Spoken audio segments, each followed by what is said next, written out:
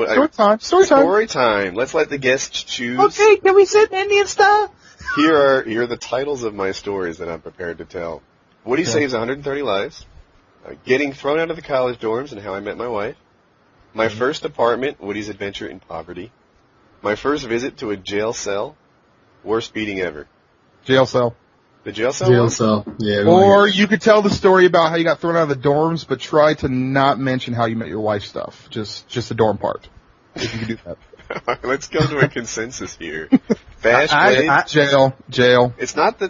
Jail. I'm going I want jail. the poverty story. Jail. The poverty story's...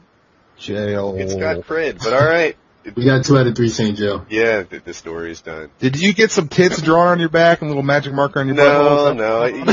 So I hope the title never do it. But here's the deal. So I'm in high school, and there's this guy that I hardly knew. I guess he was an acquaintance. You know, and we can call him gym teacher. Okay. Let's go. So we got along, but we weren't like tight or anything. We talked in school, but not out of it. And he went to a party. They were very loose, faggoty friends.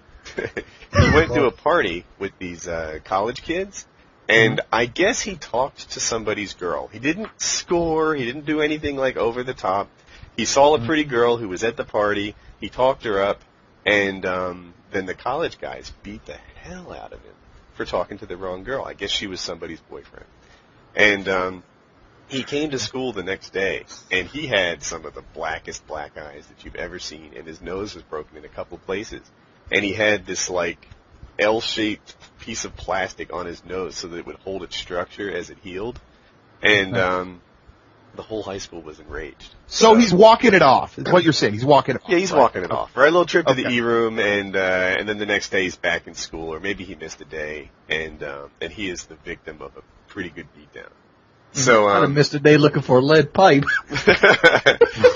That's about where we're headed on this. So like the whole high school sees this, and he's a likable, friendly guy. And I don't know, maybe 400 of us decide that we're going to get back at these guys.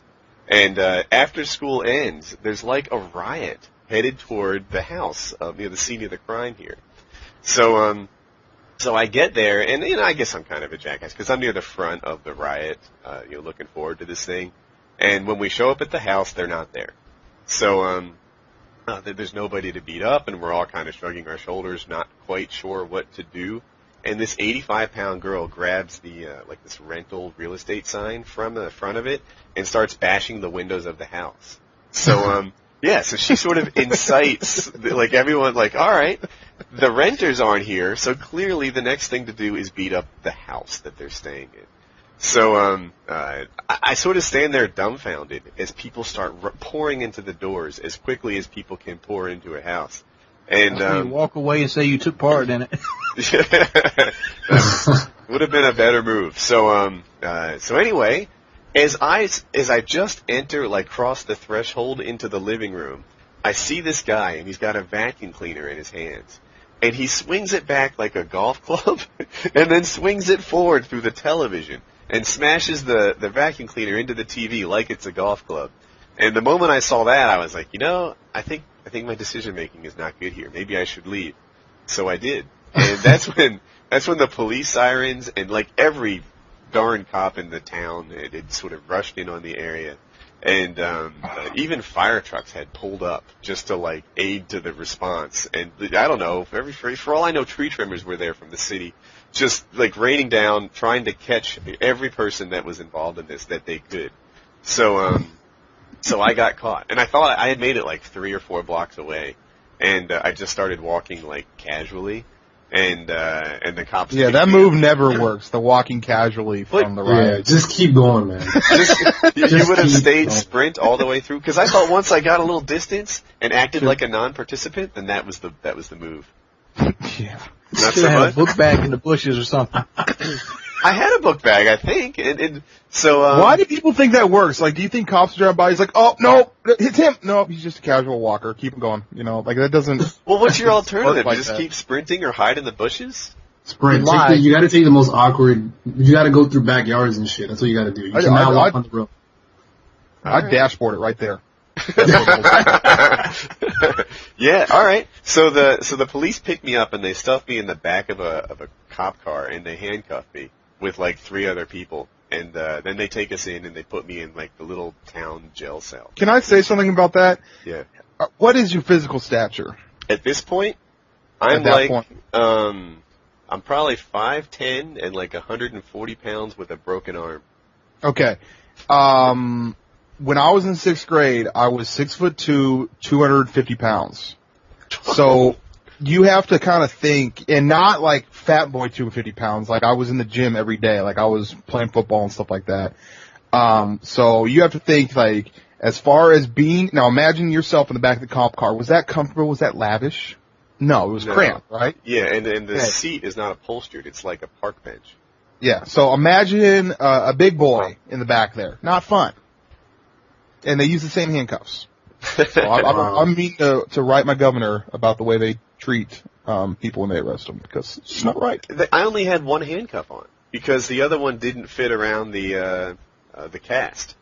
So They still put a handcuff. yeah, and attached it to nothing. I had like a little weapon on my That's one. funny. So you could have actually swung it at them. If If they were really mean, they would have like handcuffed your right hand to your left ankle just to make it look stupid. Like,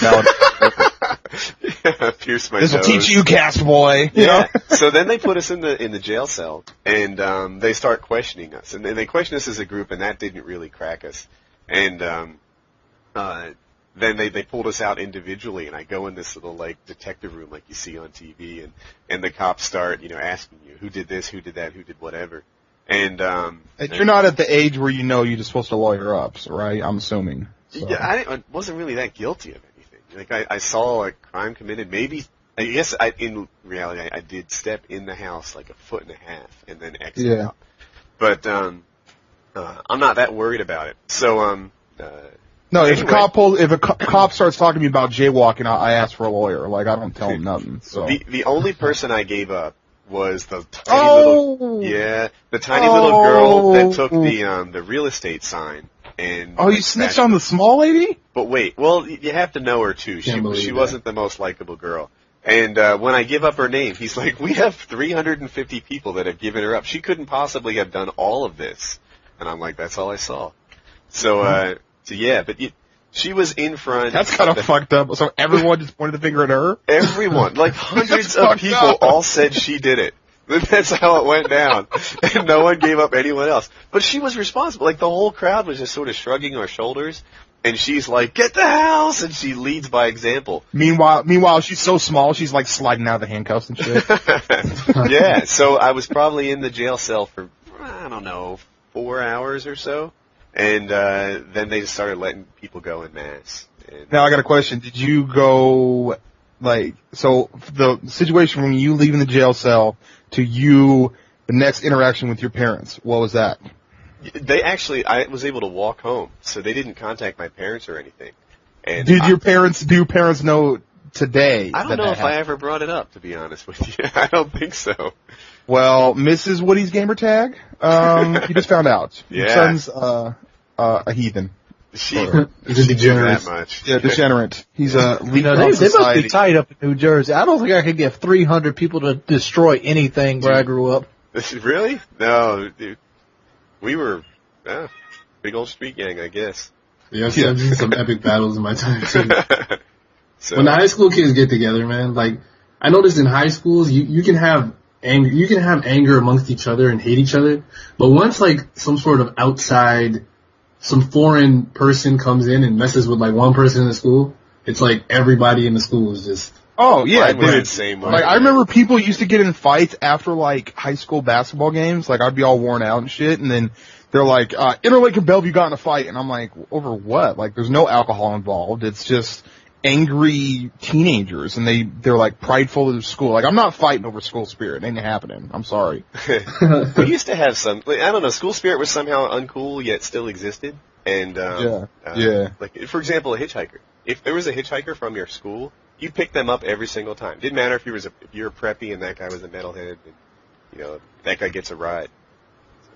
So, it's a little something going. Speaking of school spirit, whatever happened to country spirit? You don't think it's there? I don't think it's there no more. See, like I'm talking about, like, they, redneck Oh, yeah. pride, for lack of a